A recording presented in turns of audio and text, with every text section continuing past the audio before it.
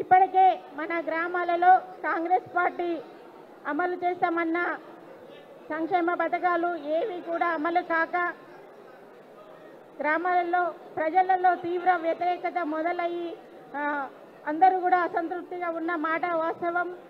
ఇంకా రాబోయే రోజుల్లో మన క్యాండిడేట్ గారిని సుధీర్ బాబు గారిని కనుక గెలిపించుకుంటే మనం పోగొట్టుకున్న విజయం అనేది కూడా మనం సాధించుకున్న వాళ్ళం అవుతాం.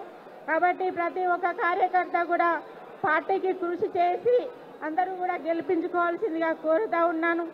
మన ముఖ్య కర్తవ్యం ఏంటంటే అసలైన కార్యకర్త ఒక పార్టీకి అవసరం ఉన్నప్పుడు పార్టీకి పనిచేయాలి తప్ప మన అవసరాల కోసం మన పదవుల కోసం పనిచేసి మన అవసరం తీరినాక పార్టీలు మారడం అనేది ఆ కార్యకర్త యొక్క ముఖ్య లక్షణం అనేది కాదు. ఎప్పటికీ పార్టీ ఇప్పుడు అత్యవసర సమయంలో ఉన్నది.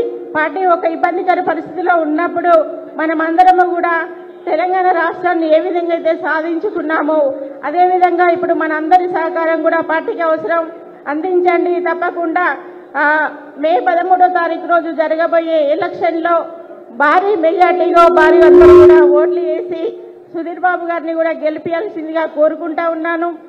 ఇప్పుడు కాంగ్రెస్ ప్రభుత్వము కేవలం కక్షపూరితంగా వ్యవహరిస్తూ ఒక్కొక్కరిని కూడా కేసీఆర్ గారి మనోస్థైర్యాన్ని దెబ్బతినే విధంగా వారిని వెనుకదొక్కాలనే ఉద్దేశంతో అనవసరమైన కేసులు పెట్టి ఒక్కొక్కరిని ఇబ్బందికరమైన పరిస్థితుల్లో తోయడం జరుగుతుంది. అయినా కూడా కేసీఆర్ గారు చాలా ధైర్యవంతులు. వారెన్నడూ కూడా మొక్కవాడి ధైర్యంతో కొంత మందితో తెలంగాణ ఉద్యమం స్టార్ట్ చేసి తెలంగాణ సాధించిన ఏకైక వీరుడు, గొప్ప ధైర్యవంతుడు. కరెంట్ తీగ చూస్తే సన్నగా ఉంటుంది, కానీ దాన్ని ముట్టుకుంటే తెలుస్తుంది దాని పవర్ ఏంటో.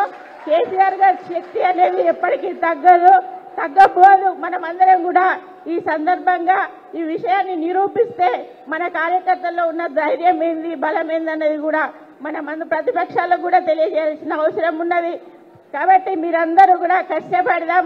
ఆ పార్టీ మీద ఉన్న వ్యతిరేకతను గ్రామ స్థాయిలో తీసుకెళ్లి అందరికీ అర్థమయ్యే పద్ధతిలో వివరించి మన సుధీర్ బాబు గారిని భారీ మెజార్టీతో గెలిపించాలని కోరుకుంటూ నాకు ఈ అవకాశం ఇచ్చిన పెద్దలందరికీ నమస్కారాలు తెలియజేసుకుంటూ జై తెలంగాణ, కేసీఆర్ గారి నాయకత్వం.